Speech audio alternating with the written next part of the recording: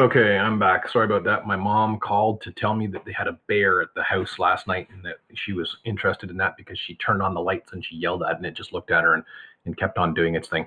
Okay, so we talked about the idea. So a fixed rate is I get my mortgage, 20-year amortization, 5-year term, and if I negotiate a fixed rate mortgage, what it means is that I go in, I get the best rate that I can. It's 2.7%.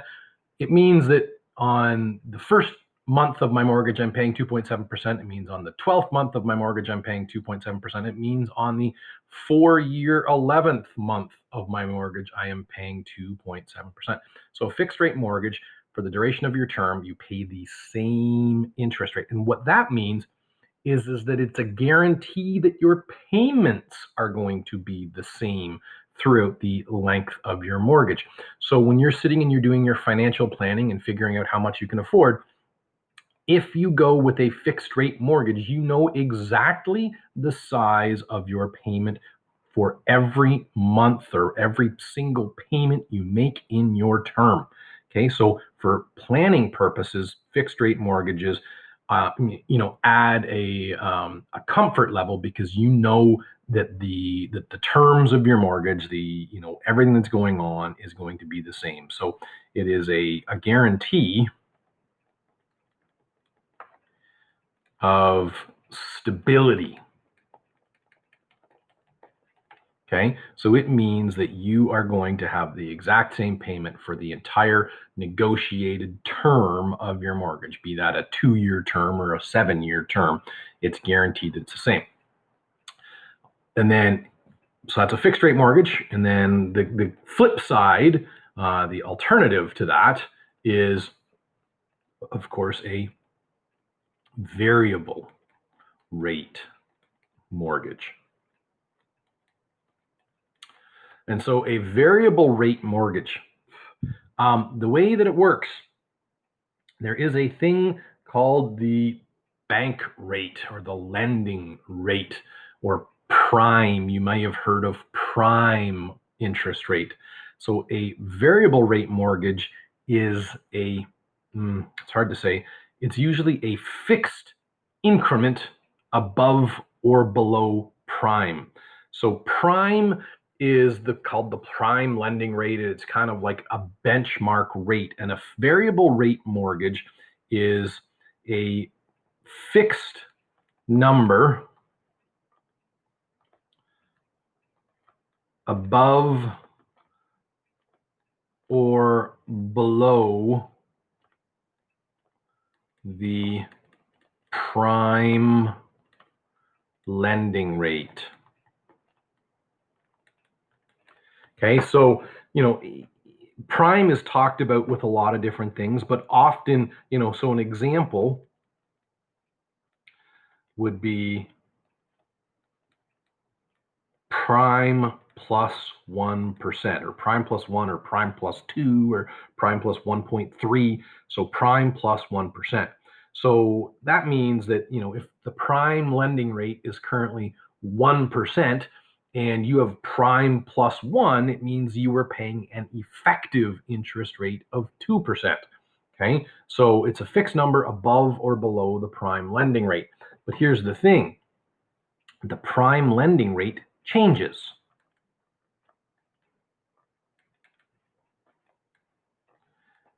So it can and will change over the term of your mortgage. Right, so that might mean that you go out, you get your 20-year amortization and your 5-year term, and you're like, I'm going to get a variable rate mortgage, and the variable rate mortgage is going to be prime plus 1. Well, maybe right now prime is 1%. So you anticipate, okay, my payments are going to be whatever the payment is, and then 3 months down the road, the economy heats up and they decide that they want to increase the interest rate, the prime lending rate. So maybe prime was 1% when you first got your mortgage. And then because of various economic forces, they increase prime to 2%. Well, if you're with a fixed rate mortgage, you don't care. You say, doesn't matter, because I know that my interest rate is guaranteed. But if you are on a variable rate mortgage, what that does is it increases the interest rate that you are paying effectively. And so the implication of that is that your payment will then go up because the interest rate is higher. So you have to pay for that additional interest that you wouldn't have otherwise had to pay for if the mortgage rate stayed low. So that's the downfall. The upside, of course, one upside is if interest rates fall, your mortgage rate goes down.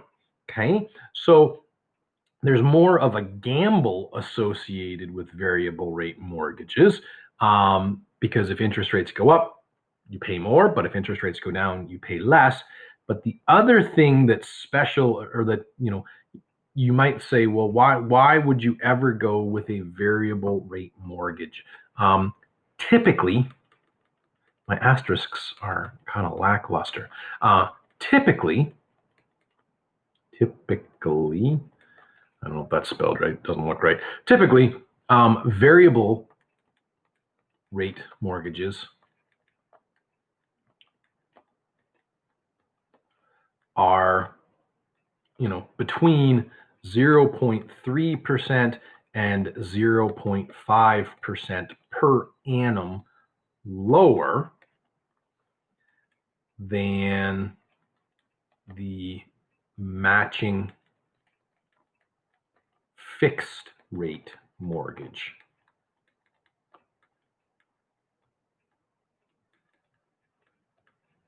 So if you went into the bank, as an example,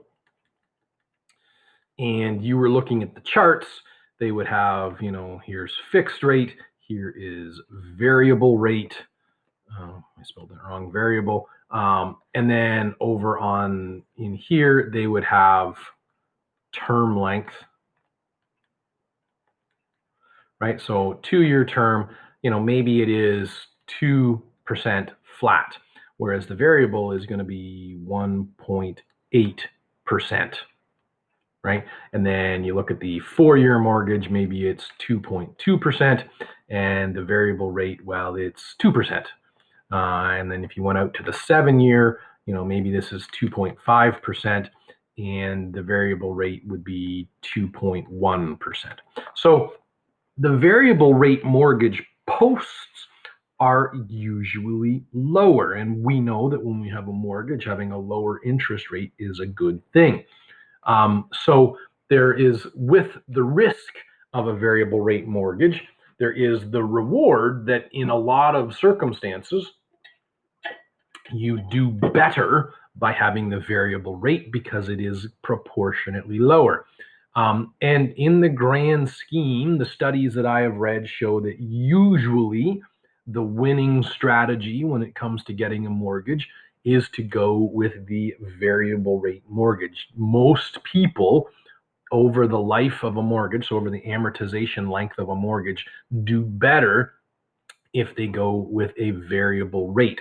I'll tell you, I am fiscally extremely conservative, and I am always worried if, things don't go according to plan. So I have only ever in my life had a fixed rate mortgage, but I do know that I probably would have at this juncture saved between $5,000 and $8,000 on my mortgage had I gone with variable all of the times that I have gone with fixed.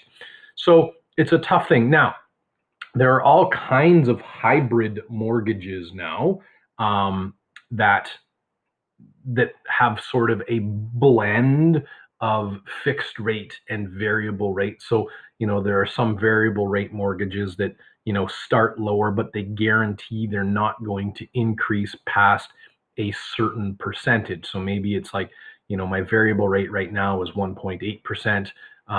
But it's guaranteed that it will not go up past 2.5% over the term of my mortgage. There are all kinds of different. The world of mortgages is a very complex area, but in the grand scheme, there are two. There are fixed and variable. Fixed, it's the same length the entire term. variable, it is, of course, changing or has the potential to change throughout the life of your mortgage. Some other things of note, there's, of course, payment frequency. And so I have mentioned this in prior videos. My suggestion to you, and this is not by any means a hard and fast financial rule. There's nothing saying it has to be done like this. I suggest that payment frequency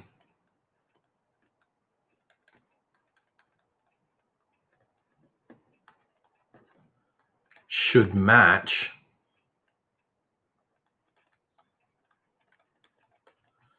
your income payment frequency. So if your job pays you twice a month, I think that you should pay your mortgage twice a month. If you get paid weekly, you should pay your mortgage weekly, although weekly makes it pretty flexible. If you get paid monthly, you should pay your mortgage monthly. That is my suggestion, simply because you can align them. If you know you're going to be paid every second Friday, make your mortgage payment come out every second Monday, the Monday following the Friday that you get paid. Those are things that you can set up with your bank when you are constructing your mortgage. So I suggest payment frequency should match your income payment frequency. However often you get paid from work is how often you should get paid. You should be paying into your mortgage. But in the grand scheme, payment frequency, it can be, monthly, and that's pretty self-descriptive. It can be paid semi-monthly. So semi-monthly is 2 times per month.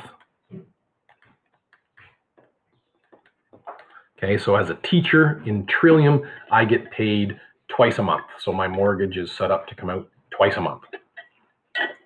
There's going to be weekly,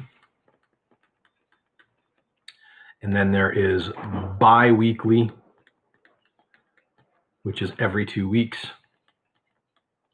which is similar to semi-monthly, but it's not the same. Semi-monthly, 2 times a month means you make 24 payments in a year. Bi-weekly, you pay every 2 weeks. There are 52 weeks in a year. So bi-weekly, you would make 26 payments in a year. Okay. So it's there, and then there are other things. There are accelerated monthly, accelerated bi-weekly. There's all kinds of different things, but those are the classic, payment frequency that you would make. Okay. So when it comes to getting a mortgage,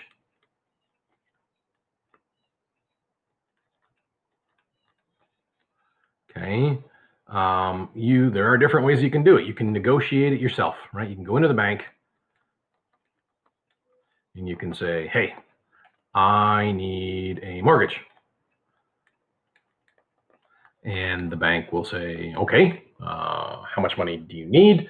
And then they're going to do some credit checking. They're going to look at your credit. They're going to look at your income. They're going to look at a lot of different things.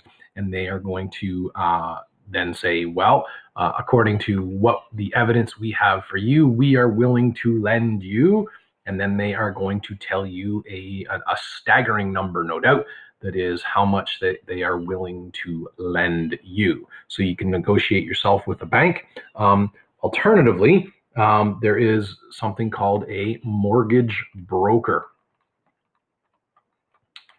Okay. And I just want to kind of clarify up here and negotiate with a bank. It doesn't have to be your bank. Okay, so it's in your interest to shop around, because we did some demonstrations with TVM Solver, how much of a difference over the life of a mortgage, 0.1 or 0.2% can make in the grand scheme. So you don't want to necessarily just go to your bank and say, give me a mortgage, and they say, okay, here it is, and you just take for granted that that's the best deal for you. It isn't necessarily. It might be, but it isn't necessarily. Okay, so negotiate with a bank, and I'm going to say here, get multiple quotes. if you have the time to do it. And, really, you are paying yourself by the amount of money that you might save. So when I say, if you can afford to do it, you should afford to do it because you're going to save money by doing it.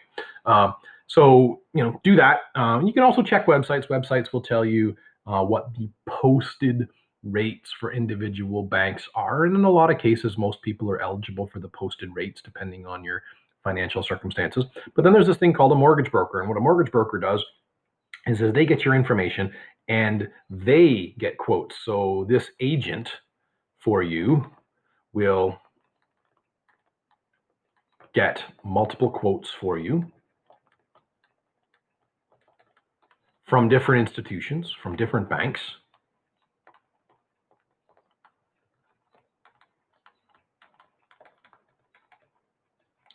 And more often than not, they will get you a better deal than you will get on your own. Okay. And that's because they have relationships with banks. And so if you're a bank and I'm just a random schmo coming in off the street to get a mortgage, um, I'm probably new to this. And even if I'm not new to this, it's not something I do very often. Like most people will probably only go in and set up a mortgage amortization at the upper end, probably 10 times in their whole life. So if you only do something 10 times in your whole life and you only do it every 5 years, you don't really remember all the ins and outs and details. And so it's pretty tedious for us and it's pretty tedious for the bank. Whereas if the mortgage broker does it, mortgage broker is doing it literally every day. They are very, very proficient at it. So as a banker, dealing with a mortgage broker is kind of nice because they can just say, well, here's the deal I can give you. And the mortgage broker is like, great. So it's easy for them. So the mortgage broker will go and get multiple quotes from different institutions for you and find the lowest rate.